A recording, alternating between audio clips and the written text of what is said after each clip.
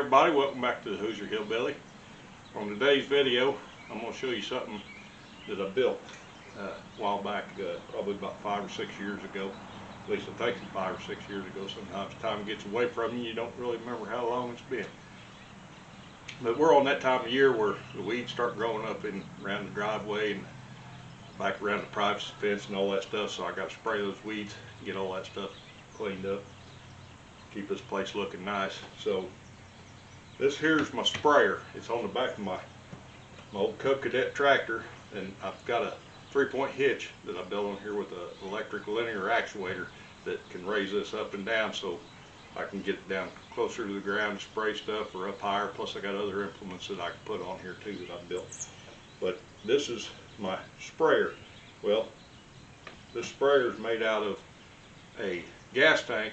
The tank is a gas tank out of a Jeep, some sort of Jeep. I don't even know what it was. It was something, it had a hole in it and it got thrown out, discarded next to the shop. Well, those people that know the Hoosier Hillbilly the best, you know, I try to do stuff on the cheap. So this tank had a hole, and it's right about in here around this seam. So I ended up drilling it and filling it full of some epoxy, put a piece of rubber over it and epoxied over that, and that's held up real good. But what I've done to make it into a sprayer, I built all the frame, all the metal frame is gas tank straps that come across here that hold it on. So if I needed to take it off, I could unhook them and take the whole tank off and replace it if I needed to. And then the boom back here, it's got 3 sprayers on it, and they're controlled through this shutoff valve, so I don't have to run these all the time. These are your normal sprayer nozzles from a farm implement store that your farmers use out in the field.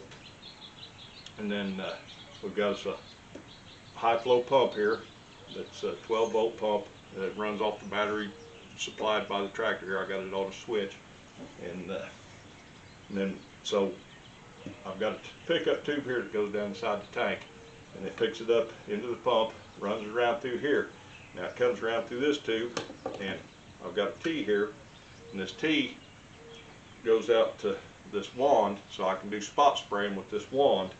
So like I say, I can shut this off and just use just the wand, or I can open this up and then via the switch up here on the dash I can turn it on and off when I want it to run. Now I went ahead and built a agitator on here so that when I fill it full of weed killer and water, I can run the pump and I open this valve right here and it circulates it around through this tube right here back into the tank to a nozzle that's down inside there that's got a spray on it, so it agitates everything up real good, so it gets everything mixed up good. Especially if you've had it, if it's half full and you let it sit for a while and want to stir everything up real good, then you use that. So then when you want full pressure on everything, you can turn this valve off right here, shut off the agitator. So it still works pretty good spraying up the nozzles even with the agitator going. But so I've got her full of spray right now. I'm getting ready to spray my driveways, and then I'm going to go out back behind my fence and down the alley and spray that. So I'm going to demonstrate it real quick. Turn the switch on, you can hear the pump's activated now. That's because it's running through the agitator right now, so it's agitating it. So if I shut this valve off, it's got an automatic pressure shut-off switch inside that pump, so it'll shut it off. So while I'm out using the wand here, see, now I can use this wand, and I don't want to spray nothing exactly right here, except for maybe right down here I can spray something. But as soon as I pull that, see, that pump kicks on and it sprays. So now, like I say, when I get out on the driveway, and what I'll do, see, I'll run this right here up through here, and I'll have it in my hand right next to me while I'm driving around. That way, if I decide I need to do some spot spraying, I got it right there.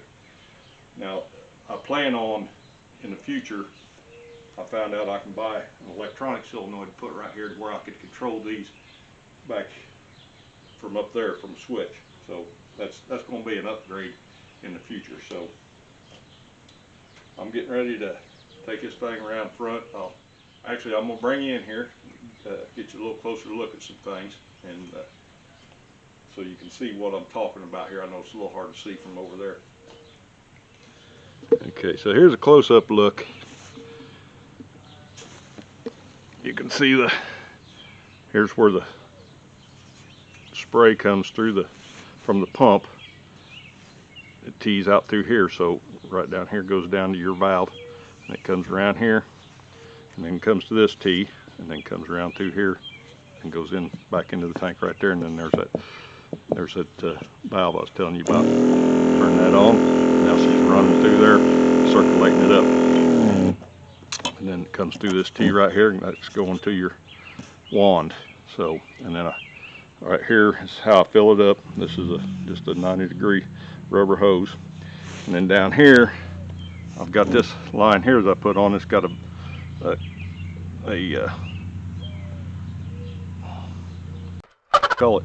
it's got a fitting. It's got a fitting here. It's got a fitting down there, and you just run that tube up through there. And I measured out the water and put it, and I've got 5 gallons marked here, 10 gallons here, 15 gallons here, up to here 20 gallons. This is a 20-gallon tank. So if you look down here, you can see the boom, see the sprayer nozzles. I've got 3 of them on there. They spray out a nice pattern. It extends out past the wheelbase of the tractor out through here, so it covers everything that you go over. And like I say, you come up here, you got your shut-off valve, and then back here's your high flow pump, which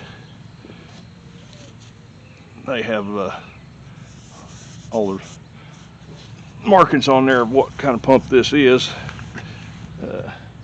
Looks like we got us 2.4 gallons per minute, 60 psi, 12 volt and 10 amp.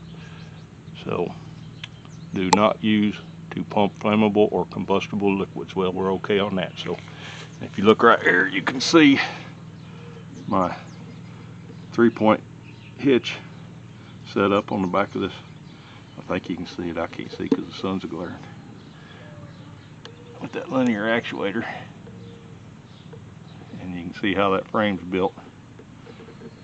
And then down here at the bottom, I've got a couple of feet on it, so whenever I get done with it, I can lower it down on those feet and prop up the front of it and unhook the 3-point.